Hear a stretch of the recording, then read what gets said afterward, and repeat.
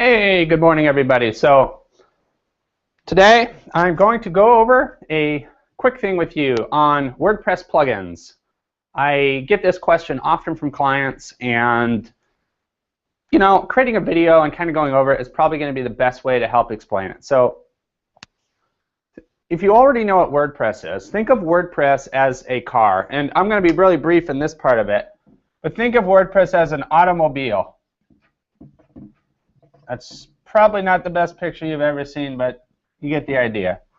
So picture WordPress as a automobile, and let's say it is an awesome automobile as it stands.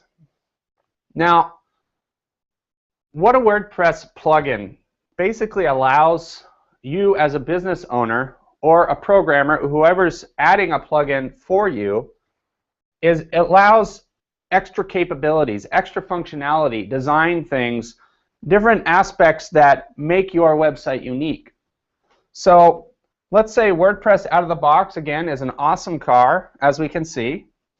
And let's say that on this awesome car, we want to have super awesome tires that can climb mountains and do other things. So we put on these awesome super tread tires, right?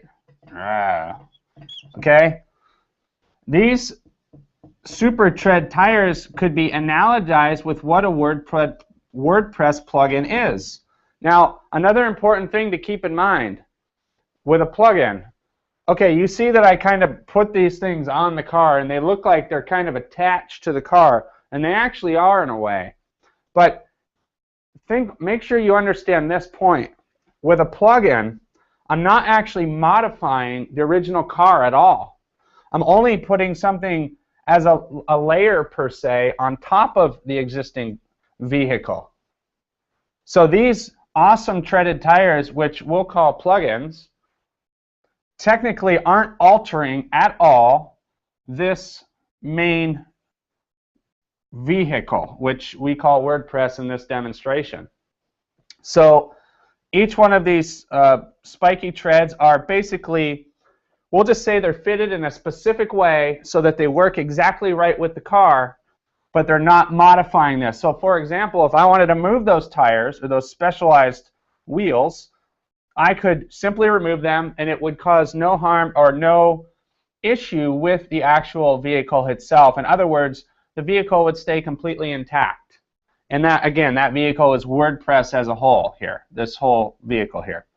So, and in business, so to get really, I don't want to get too technical into the details, just to keep the, so it's not so confusing. But it is true, if you had a website that had a bunch of plugins on it, and you were relying on those plugins for a specific functionality or some specific thing that your website does, and you remove them, it might appear that something is wrong with the vehicle, which is WordPress. However, that would not be the case unless this vehicle itself was directly modified somehow, which is beyond the scope of this basic presentation, but just to give you some insight. So there's a lot of technical aspects to understand about this, but in a nutshell, the important things to know are a plugin is something that's layered over the WordPress vehicle. It does not modify the core vehicle. And another thing to understand is there are tons and tons and tons and tons of plugins available.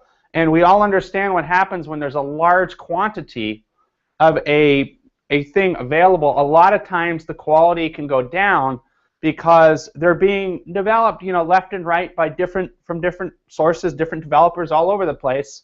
And sometimes you never know exactly what you're going to get with a plugin.